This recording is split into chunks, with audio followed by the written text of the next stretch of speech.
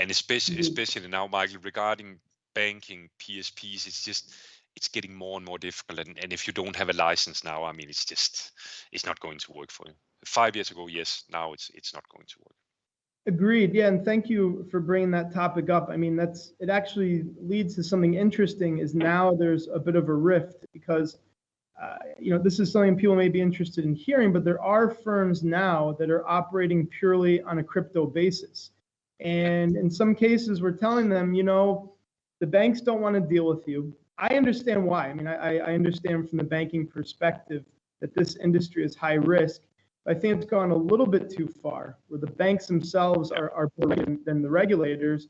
So it forces people into a position because it can be a leap to get a license. So now some people just say, you know what, we're operating purely on crypto. And for the retail side, from the investor standpoint, that has some pros and cons because, yeah, you can deposit it in crypto, it's fast, but anyone who understands crypto knows it's a one-way street. So you don't have that same level of protection that regulation brings. But nevertheless, I think it's an interesting shift that we're seeing because I think the banks have gone so extreme by rejecting all the business that now they're forcing startups into this gray territory, and we'll see what the future brings with that.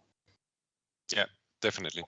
There are pros and cons, like you say, Jonathan. It's and things are happening now, right? I mean, you have in some ways barriers of entry are just super low now, but on the other hand, you have, I mean, what happened in China about the crypto crackdown.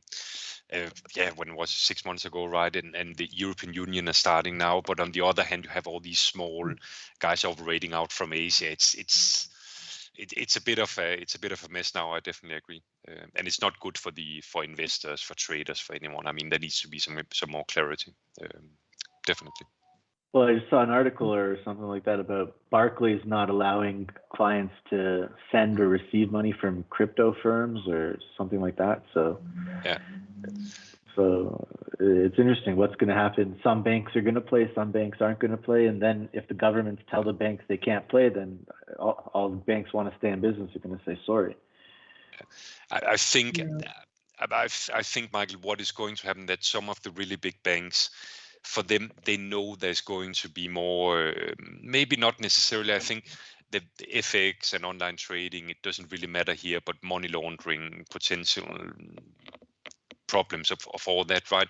That the banks, the bigger ones at least, they're just not going to touch it. They know it's going to be tough in a few years' time when European Union starts to make things a lot more hard on them. But who knows? I mean, it just moves so fast now, right?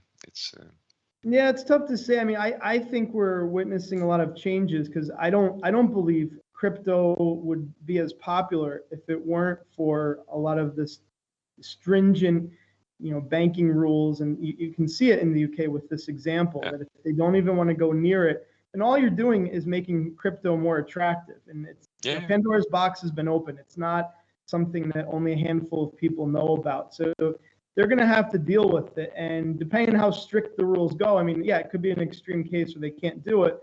But if there's some kind of leniency, then I imagine for a lot of these challenging banks, or challenger banks, I think what they're called, or EMI companies. But in any case, technology always outpaces rules. So by the time they come up with some legislation, there'll be 5 other coins or 10 other coins that get around all of this. It's too late, and I think the world is going to have to deal with it one way or the other, positive or negative.